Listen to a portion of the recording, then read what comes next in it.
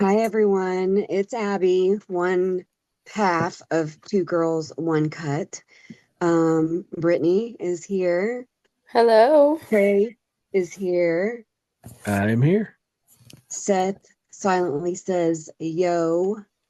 So we wanted to thank all 1,523 folks that have listened to us since our radio station has come out. Just real quick, where you can find us at, it's going to be on our Facebook page, which is Nighthawk Radio, the Live 365 app under Nighthawk Radio, YouTube Music, Spotify, Rumble, all one word, Nighthawk Radio. Um, there's been quite a bit of new happenings on our website.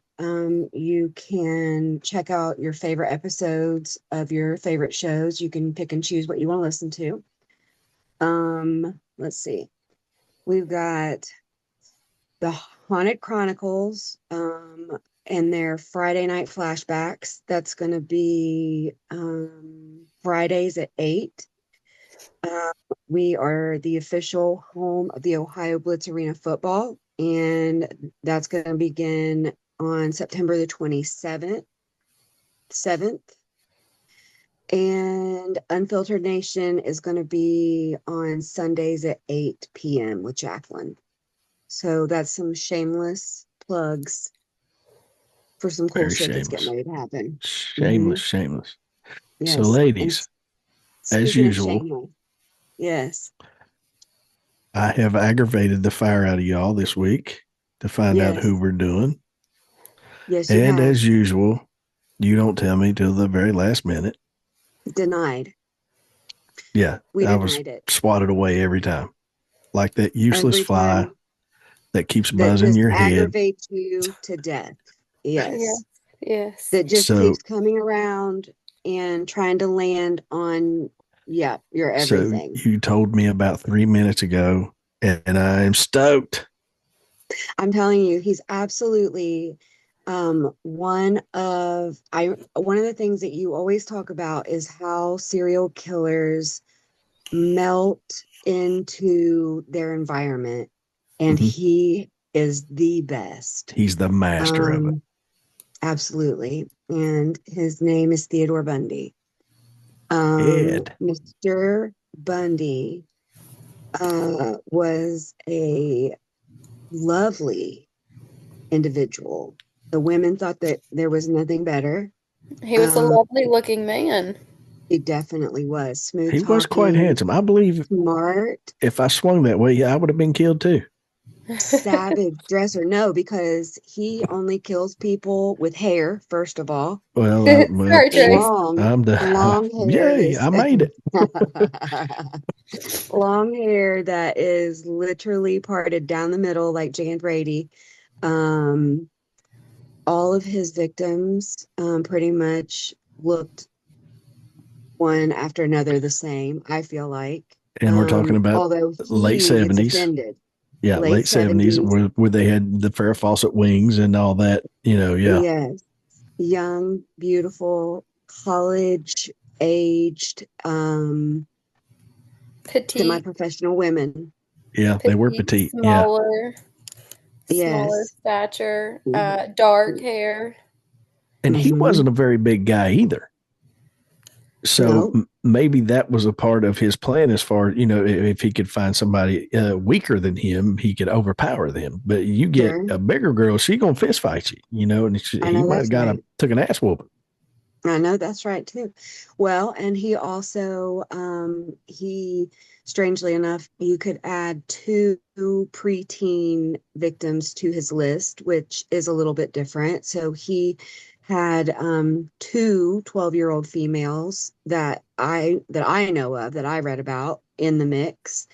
I think he confessed the night before his execution to 30 murders, homicides, but they probably he said for everyone that I tell you about, there's probably one that I'm forgetting. Um, whenever he was questioned by numerous people, the 10 years that he was on death row, they really couldn't nail down the amount. They could only kind of nail down the where, Yeah. not the Right. how many.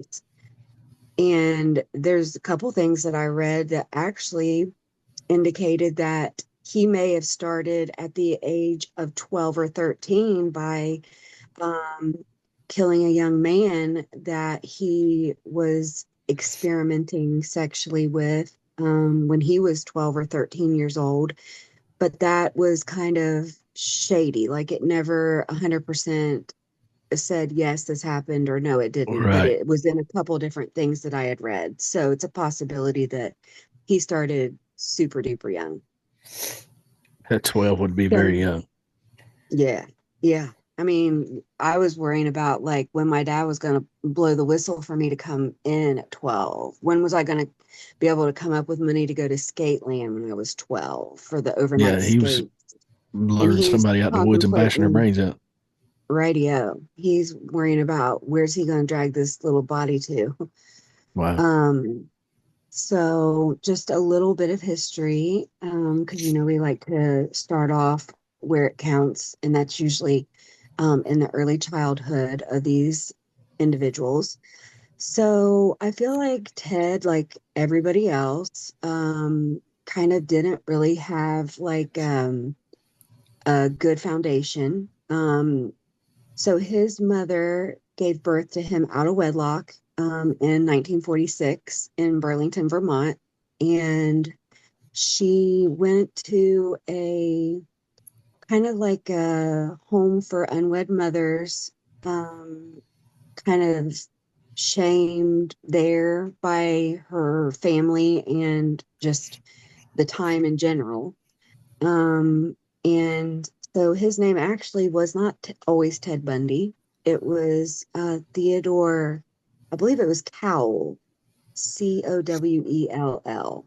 Cowell. Hmm. So after she had him, um, she went back to live with her mother and dad, who ended up adopting Ted as their own, raising him as their own, and he was told that his biological mother was actually his sister. Yeah. He didn't So he find out pretty much, until later in life about that. Yeah. yep, till he was up in his teen years. So he pretty much um, didn't really know where he came from, who he came from. He didn't know anything about his biological dad. Um, and pretty much the only things that he knew to be true were lies. I So, also read that there were some suspicions that um, his mother, like I guess his grandfather, his mother's dad, could mhm, have possibly been the father of the baby. of him. Okay.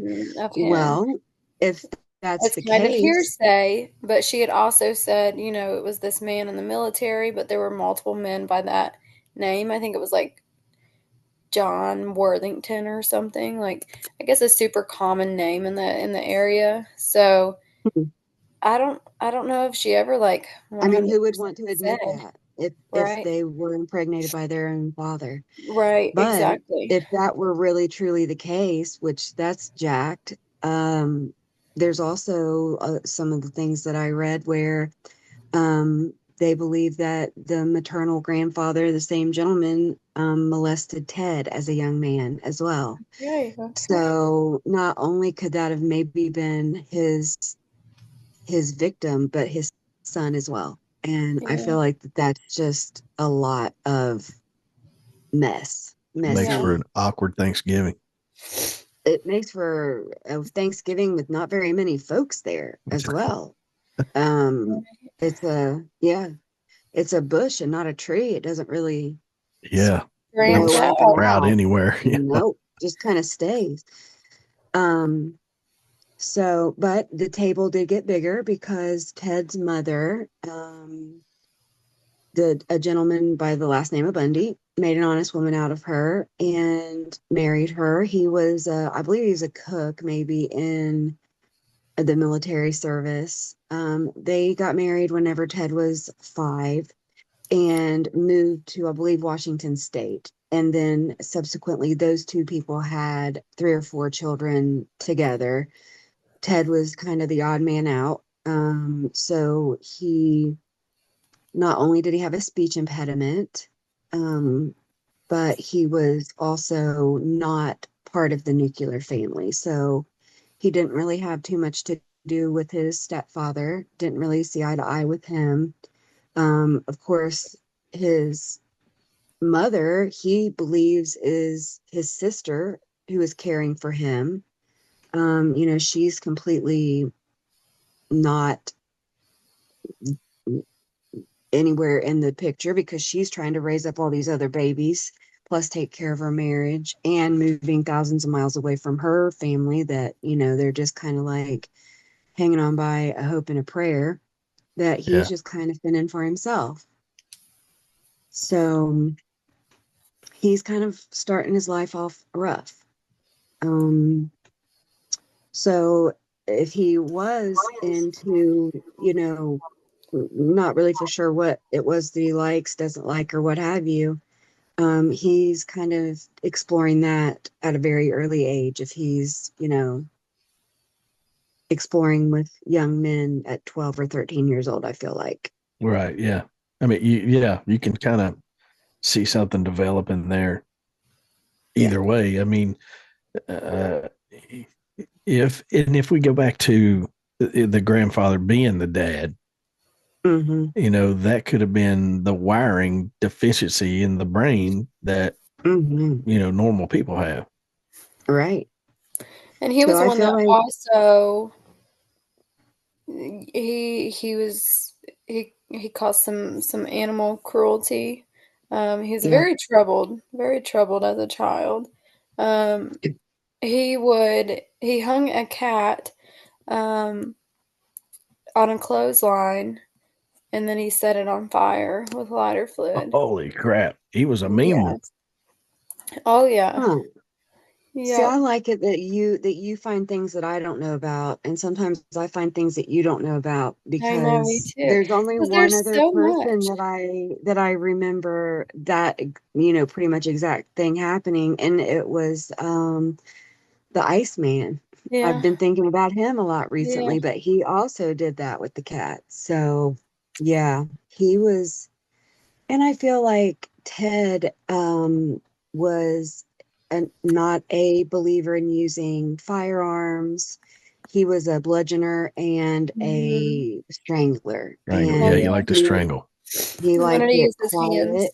He Mhm. But used his hand, again, we talk and he about didn't how strangling is so personal. I mean, you're looking at somebody face to in their face and you're eyes. watching the soul leave their body as you're strangling them.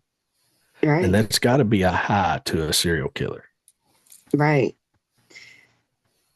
I also found this fact interesting about him. Well, a couple things. So, part of his um, MO, part of his jam was he would usually he would take the people that he assaulted and he would take them to a totally different area, usually out in a wooded area. Um, and he would revisit them and not just revisit them maybe like a day or two after he murdered them. He would revisit them many, many times, and he would do some weird shit. Until the He body would finally would start to de- decompose decomp, or animals yeah, would get to carry it the off. body. Yeah, Yeah, yeah. Gross. Can yeah, you he imagine would. the smell? Right. I Well, imagine can you're you talking about imagine? necrophilia. Yes, absolutely. So 100%. can you He would imagine? dress them. He would put them in different clothes. He would paint their nails. He would fix their hair. He would pose them, take pictures of them and with them. He would have relations with their bodies as best he could with what was left. And the people, the family members of the victims would be like, so and so was against, red fingernail polish. Like they never would have ever in a million years painted their nails, or they would have never in a million years worn, this particular type of outfit. And he would, do all kinds of things to their bodies that probably weren't anything like they would do themselves. And a lot of the different family members made mention that, that their loved ones would most certainly never wear, certain types of clothes that they were found in. So he would go and have photo shoots and intimate time with them after they'd been out in the wild for quite some time. You think after usually about 2 weeks or so in the heat, Hmm. a body turns just about to jello. Yellow, right? And the smell. Mm. I mean, we've all smelled dead deer on the road or Yeah. roadkill or something like that that's been out in the heat, especially in the summertime. Imagine a body, though, laying beside a body or holding a body or doing things Hmm. to a body. Yeah.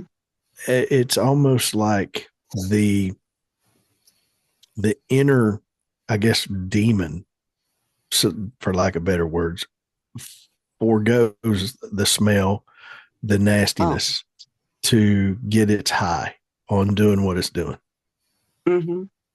Yeah. I mean, that's strong. That's, That's yeah, strong. That's primal and it's strong. And I know that they say that, people have free will, people make decisions, they have choices, but in a case like that, it's like,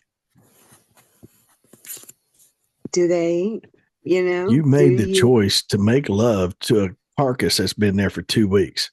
right, Well, right. I feel like that you're that's a really horrible committed, decision. right? And that's probably a sentence that's never been said before and probably will never be said again and probably shouldn't be. but but he wrestled that at least 30 times, you know? Wow. And it's like, what the heck? It's too Um, bad that he didn't get like necrotizing fasciitis or something. right, or some kind of flesh-eating bacteria on Yes, his genitals. yes. Um, That's unfortunate. or it is, isn't it?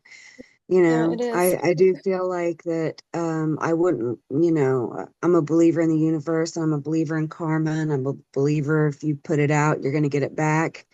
And in his case, I feel like that a good old case of chlamydia or gonorrhea wouldn't have even done him justice. No, I I mean, it agree. would have had to have been like a flesh-eating Flesh eating. bacteria of his Oh, for sure. scrotum.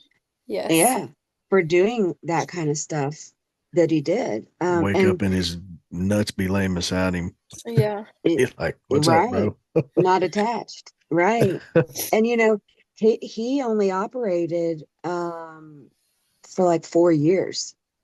Yeah, So you He think worked about the to go to carnage that that. he really could have done if he hadn't gotten sloppy, if he hadn't gotten, caught, or if he would have stayed out on one of his two escapes that he managed to pull off. right. He So, was very ballsy, oh, and to the point to where I think at one time wasn't he his own lawyer? correct. Yeah, And one of the funny things that I read said, and I think the author was unknown, but it said basically he who represents himself has a jackass for a client. that's right. Yeah, and And he it's like, worked and for an attorney, for your own your attorney, you client kind of and your got a attorney. Yeah. jackass too yourself So, because but to the extent though that he worked at a suicide hotline. so Ted, his ultimate dream was he wanted to be an attorney. And any which way that he could kind of get in with certain things is what he did. So he had a couple different jobs. He had kind of some early romantic endeavors that ended up breaking his whole heart. He was accepted not only into one law school, but into two. Um, didn't make either of those happen. Although he tried, he just couldn't stop assaulting and raping and pillaging people to get that done. But from my opinion, it really started out with the first love of his whole life. You know, she was proud of him for getting into, um, I believe the first time he got in was the law school of Puget Sound. But they were an item. She was up and coming in her education and her what she was majoring in. Um, Also, she grew up in a family that I think was more wealthy. mhm, And so she had mhm, high expectations for Ted. right, right. So he And I felt like, think he you know, always he had a felt lot like to that live he up to. was, well, I mean, so before he got accepted into the university, he found out that his whole entire life was a complete lie. He went home to what was his grandparents that he thought were his parents, found out that that wasn't the truth, that his mother, who he knew as his sister, I mean, that was a lie. So pretty much everything he thought he knew about himself was crap, and he had a very low self-esteem. Um, and I think it kind of carried throughout his life. So, he kind of lands this girlfriend, who, like you said, was wealthy, well-to-do, respected in the community. He kind of put on a little show to get himself psyched up, for his what he was wanting to do. And then she dropped him like a hot potato, no warning. Just, I don't want to see you anymore. Yeah. And that pretty much wrecked his everything. So I'm pretty sure that caused him to withdraw out of classes, withdraw from life, go into kind of a depressive type state, and have a severe hatred for, women that resembled her. Yeah, Elizabeth, I think, was her name. probably attractive, She was petite, beautiful. yeah. Mhm. So, but then he he fought for women's rights, He did. He and worked for a suicide I mean, hotline, and he also, it's you well, got to you're kind of looking at, laugh yeah, well, because you're looking at what, 1974 to he's 1979 helping ish. women burn bras and all the while strangling and raping them. Right, right. Women's lib. Um, you know, you're independent, strong female, but I'm going Yeah, to take advantage of you because you're a female, you're weaker than me, you're lesser than me, you know. and he did kind So of prey on college girls. Um, that 100%. was a big thing with him around college campuses. He would always offer him a ride or something to that effect. And Not you know only the that, he also, kind of coined the um him feigning injury, or he would put his arm in a yeah, sling, put his arm in a cast. He would that's right. claim that he was sick, injured, or what have you, and be asking for help. Get the sympathy card. And they would go out of their way to help him, and then he would strong arm him, toss him in his Volkswagen Beetle Bug, and take Yeah, off to the woods. did he take out the passenger seat He did of the actually take out. Volkswagen so he could do his deed in the car? Yep. At least he did in the last one. I'm not for sure about his original one, the one that everybody talks about that was like beige, very non-remarkable. Yeah, That was very his plain. thing, very plain, but very in sight. And the crazy thing is that he was noted. Um, he would use his name. He was noted as Ted, the guy that drove the Volkswagen Beetle that you saw so and so with, that such and such was seen, you know, talking to and helping load a sailboat onto a trailer with, and then all of a sudden these people just disappeared, just into thin air, And then he just melted back into the population. in and out, in and out, all the time, He, constantly. he was a fairly good looking guy.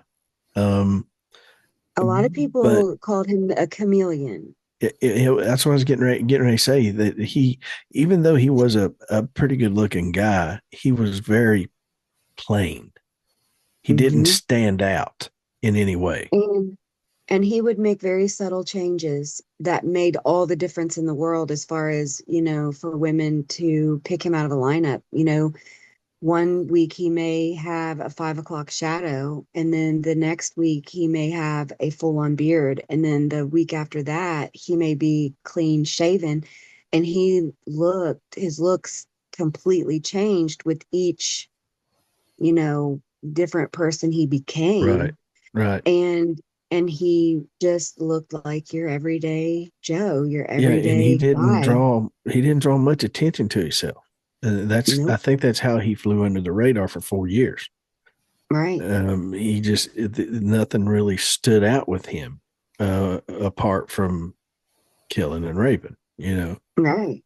And he Right. could go in and out of that life pretty easy because there was nothing flashy about him. I mean, the Nope. best thing about him was, I mean, he was a pretty good looking feller, but I mean, there's a lot of good looking guys out there that, you know, you don't pay much attention to. You know, you don't look at a guy Right. and say, well, that's a good looking guy. He's probably a serial killer, you know? Right. Right. You don't, I don't. I No. mean, maybe I Well, have once or twice, but not really.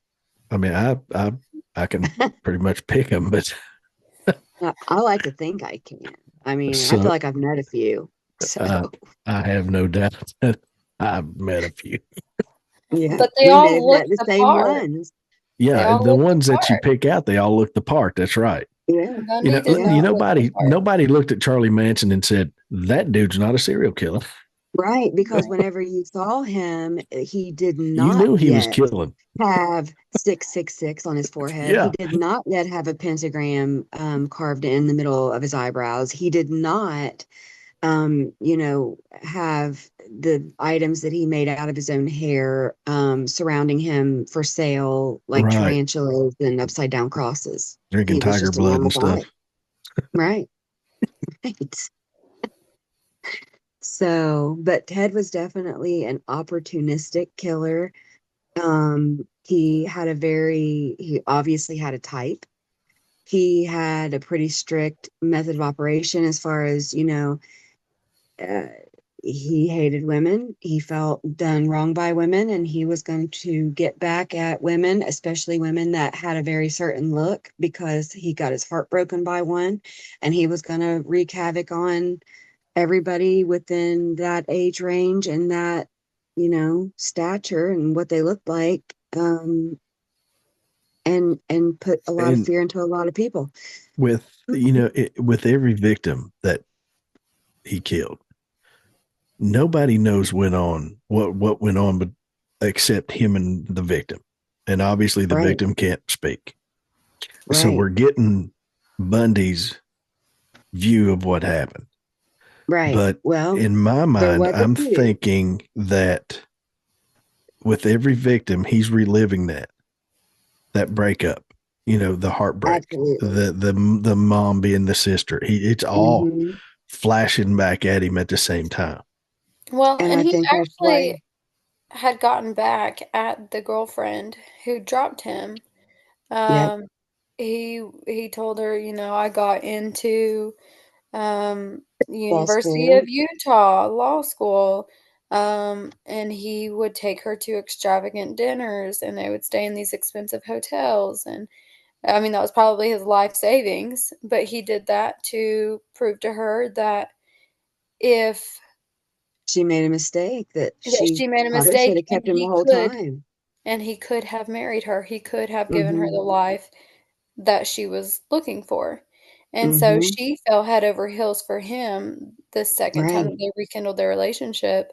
And then he dropped her And he just the dipped. same Yep. way. Yep, just the same Yep. way that she did him. Hit the Yep. brakes. Um, so it's Yep. like You already got back at her. Why are you killing all these people?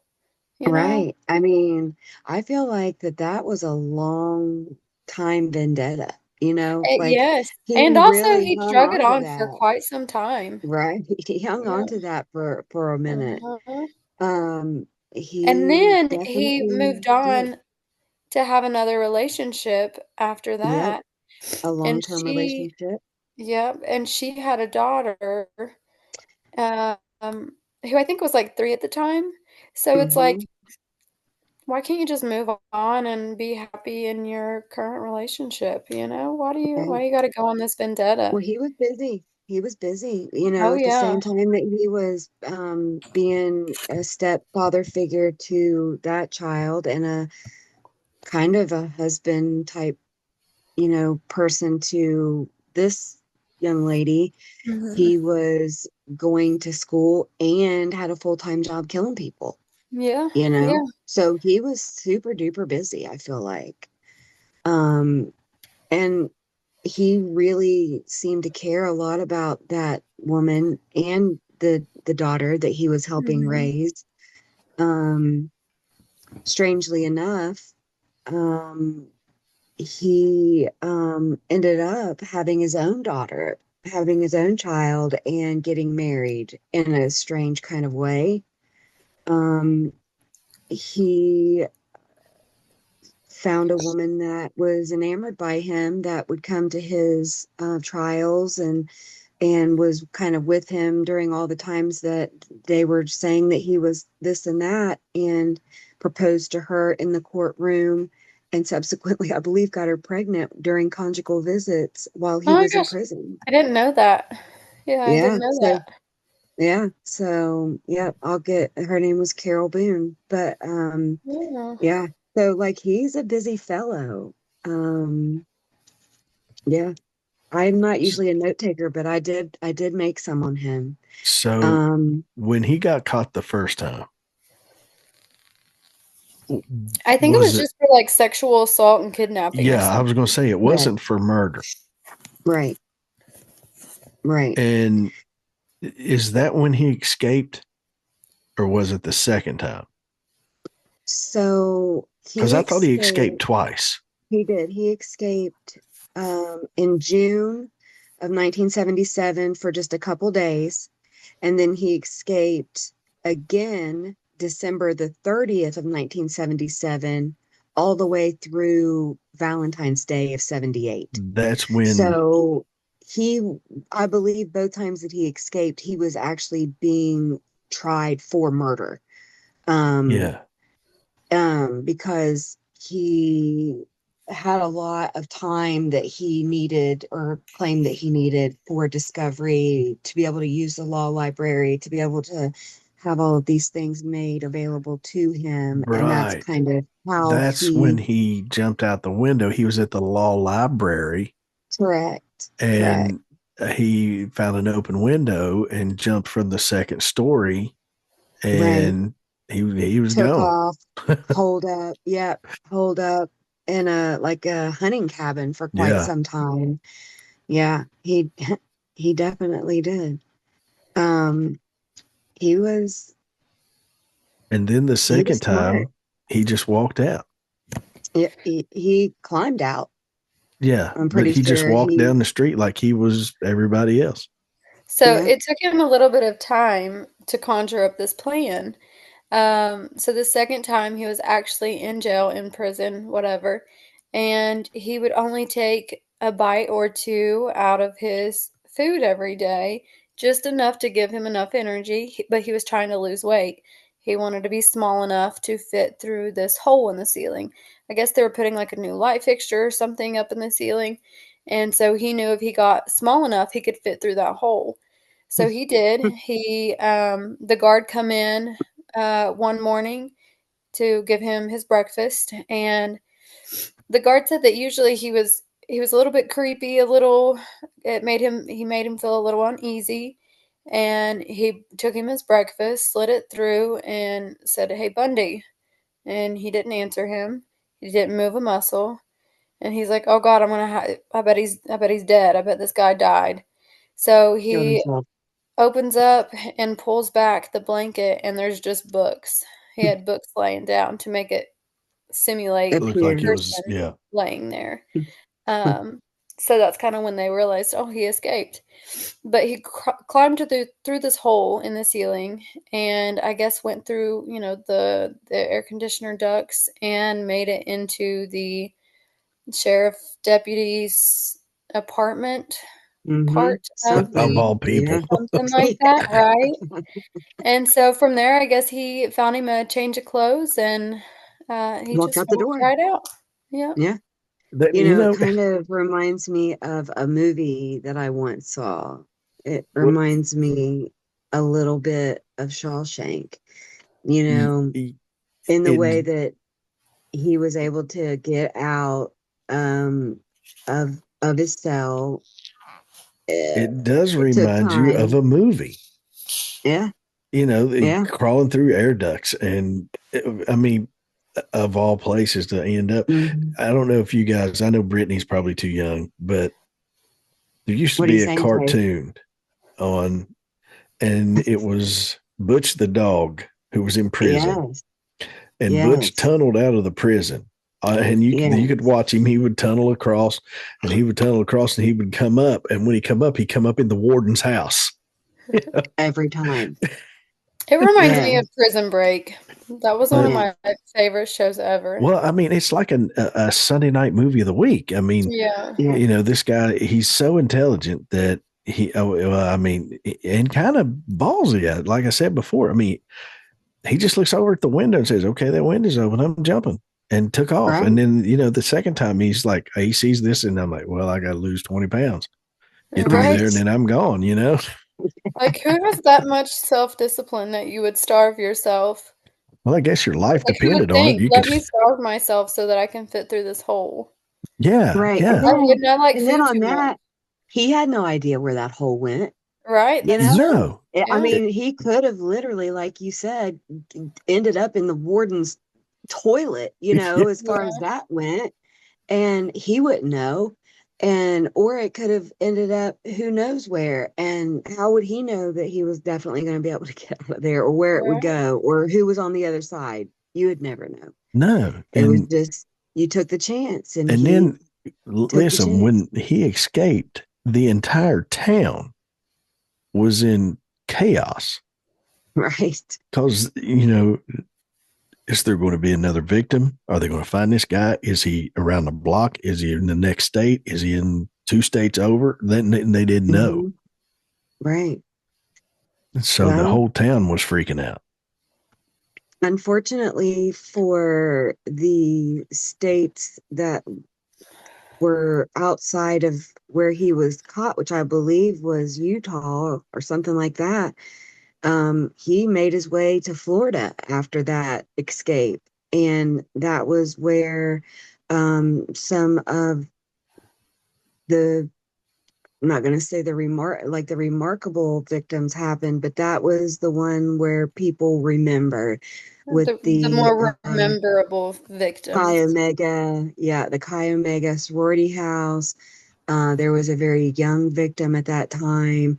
And just the fact that he, again, was so ballsy that here he was on the run from the law for homicides, multiple, that he breaks into a female sorority house, um, attacks 4 people, killing 2 of them, brutally raping them. One of them he assaulted, I believe I read, with a hairspray canister. Um, Left the scene of that crime, didn't get enough, attacked another individual that same day, just blocks away. And then just a few days after that, um, was caught. So, that's kind of it, it ended in a bang, You know, but he was really busy at the very end too. most people that would escape, their mindset would be to hide and Right, lay low, and probably try to fly under the radar the rest of their life. But not him. right. Something in No, his brain just couldn't stop. I mean, not Right. only was he a serial killer, he was a serial rapist. Right. And it was like he just could not stop. Even though he knew he was on the run, he continued this Hmm. instead of, you know, finding some cabin out in the woods and living as a hermit the rest of your life. Right. So you could be free. Yeah. So, you know, the hard wiring of your brain, apparently his wasn't wired like everybody else's to the Right. point to where, you know, it goes beyond addiction. You know, there's sex addicts, there's, you know, all these different addicts. And Hmm. he was addicted to murder and rape. Hmm. Well, and it's like we go back to what we were talking about, at the beginning of the show. Yep, everybody's got free will. Everybody's got the ability to make decisions, to, you know, role play, if you will, think about consequence, think about, this, weigh this out. And even though common sense is going to tell you, hey, you escaped, you have a second chance or third chance. Um, if you play your cards right, you could, like you said, lay low, keep your name out of everybody's mouth, nothing for the And rest of your no, life, but you he would just went remain back at it. free, hardcore, Yeah, he was. hardcore, like he never stopped. And a lot of the things that I read, it was like he would one up himself. He started out where he would, bludgeon people to death while they were asleep. He didn't want to be loud. He didn't want to cause a scene. He didn't want the individual, to be able to see him, identify him, whatever. So he would, break in on them while they were asleep in the night, and he would, knock them in the head, and then, have whatever kind of way with them, while they were unconscious or whatever. But then it got to the point where he would pretty much steal people in broad daylight. Yeah, And, his carefulness as it went on, his meticulous and the carefulness of it went away. went away completely. Then it was just straight Completely. boldness. Yes. So, Yes. well, I So, know there was some victims that survived, yes. Yes. So and one of them, they did an interview with her and I watched it. So she was a college student. She, in my opinion, I didn't really see what she looked like when she was younger, but I did see what she looked like at the time she was giving the interview. And I assume that she looked very similar to the way that I assume the rest of them all looked, like Marsha Brady or Jane Brady of that time frame. Basically, she had a job, she needed a ride. Um, he just happened to be at the right place at the right time and offer her a ride, and she said yes. And she recognized him from the campus, recognized him as an upperclassman, said, well, he's so good looking, he's so smart. Who wouldn't feel privileged to have him give them a ride home? right, And so she hops in and she tells him, where she's going. And he says, that's fine. I'll make sure to get you there. I do need to make one stop though.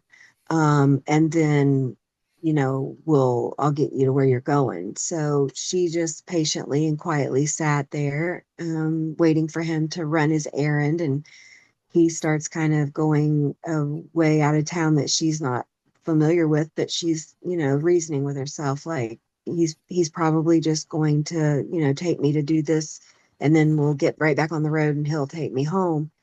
Well, then it got further and further away, and she then was telling herself, well, maybe he's going to park and, certainly doesn't want to make out with me, because I'm just this nobody freshman and he's a upperclassman that, he's Ted. Everybody Good admires him. looking. Yeah. Everybody would be jealous of her spot in the VW bug. Well, needless to say, he took her to, I believe it was a state park, out in nature, and he bludgeoned her, in the back of the head, took her out of the car, assaulted her multiple times in multiple ways on a picnic table out in the middle of this, rural area. And yeah, she basically had to run for her life, when she saw that he wasn't, looking. She took off the table and accidentally fell in a river that was running through this park, and it carried her far enough and fast enough away from him that she was able to get away and get out of there. Wow. So, Again, that's part of a Sunday night movie of the week. right. Right. So I feel like if it can be done or it's been thought of, Ted Bundy's probably done it. In a relatively short amount of time. Right. I mean, Right. for a serial killer, 4 years isn't a lot. Right. When most of them go 20, 15, Right. Well, and you do the math. If some sources say 30, some say 60, some say over 100. If you take away the time that he was incarcerated, you take away the times that he was in these relationships that he was, laying low, and you only factor in the free time that he had and the amount of people that he possibly could have killed, he really didn't have much of a cooling off period either. He was pretty no. busy most of the time. Yeah.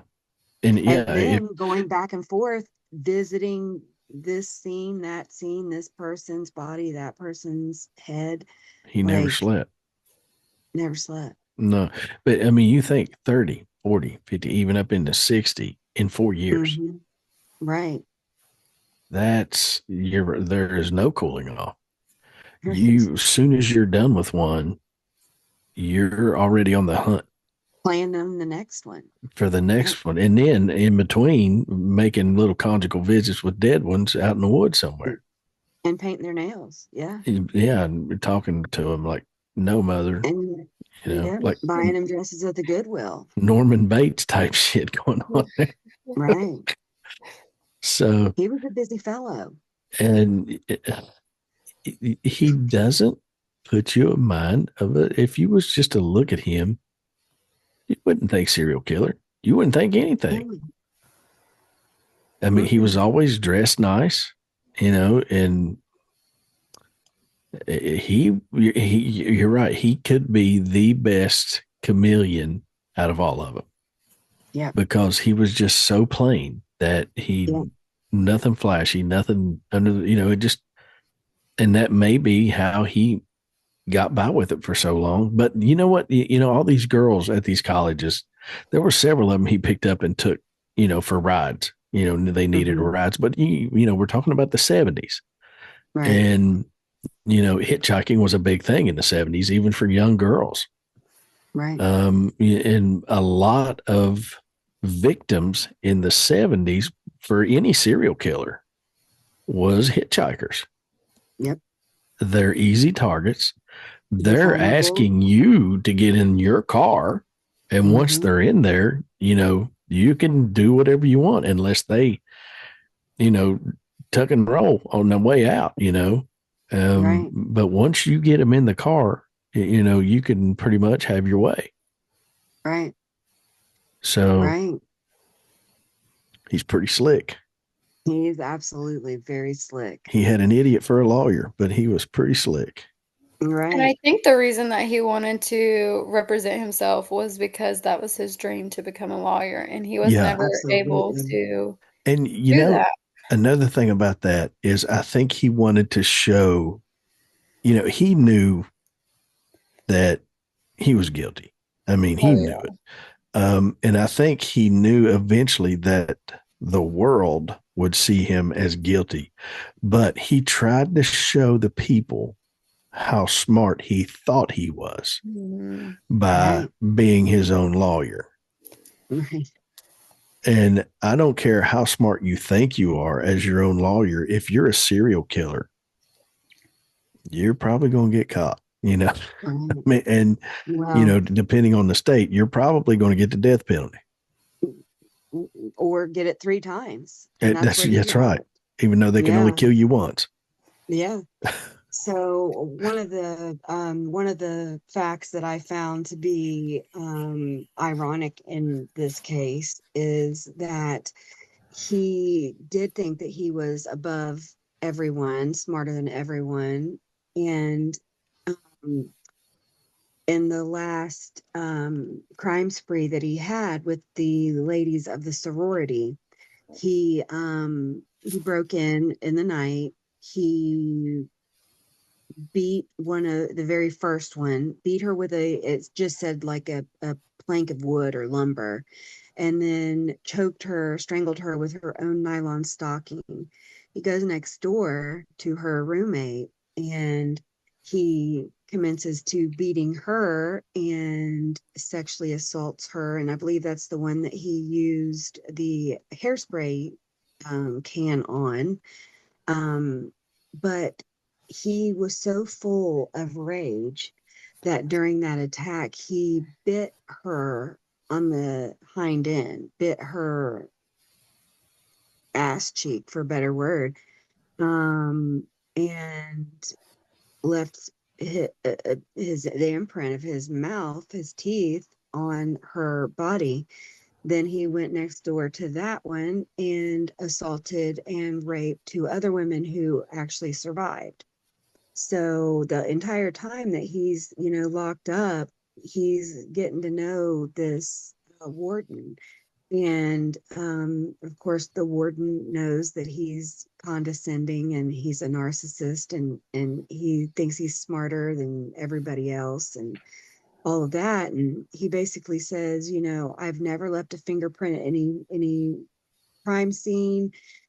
There, you're never going to get me, so on and whatever. And he was just like, I'm going to, you watch and see. So at the very first time in history that a search warrant was ever asked for the mold of an individual's teeth, mouth, was in Ted Bundy's case. And so they were granted that search warrant, and that warden took him to his own personal dentist to have that impression made.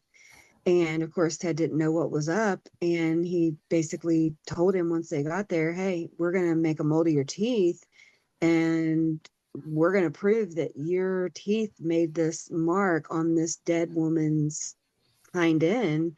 And that's going to prove to everyone in America that you are a serial killer.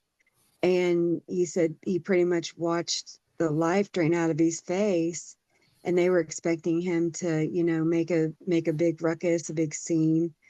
And he had extra security there with him. And Ted looked at him and said, whatever his name was, I can't remember the warden's name, but he basically said, did you really think that I was going to cause you trouble?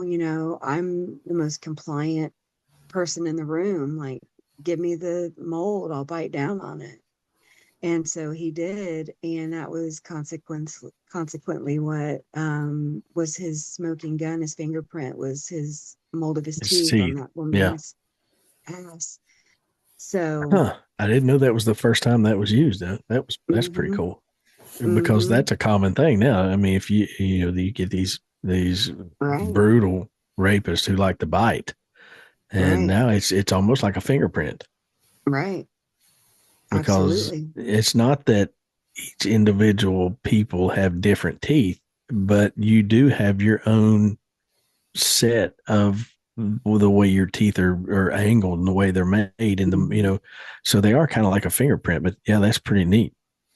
Yep, yep.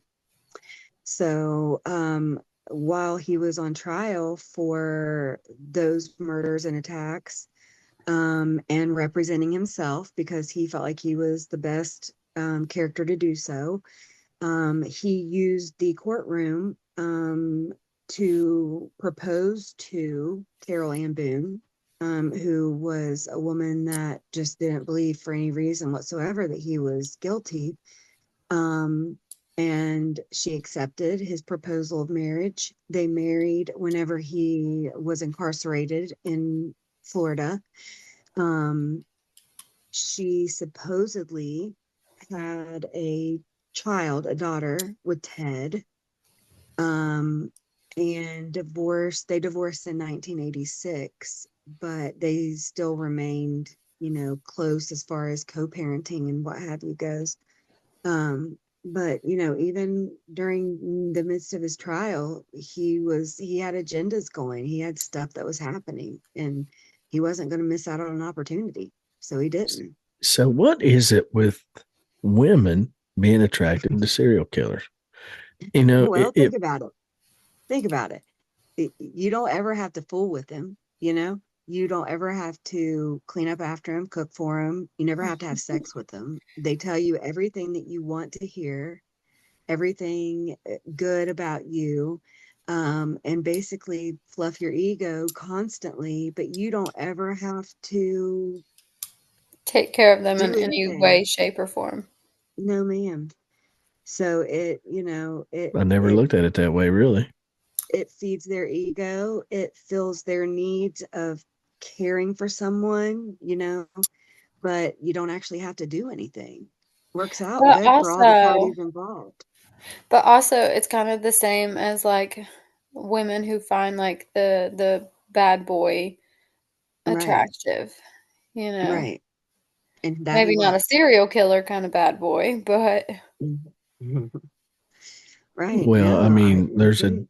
kind of a difference between a Hell's Angel and, well, not really, I guess, but it was a bad analogy. But In some cases, you know, probably. but I never understood the attraction and the fascination of, it's like Richard Ramirez. How many Right. ladies were falling at his feet, Throwing their knowing, panties at him. yeah, His knowing greasy that, face. that he has no problem with killing women. but Right. see, I feel like it's the younger, maybe more attractive. Like Richard Ramirez, like he looked a little dirty, a little rough around the edges, but like I guess Yeah. I could see the attraction there.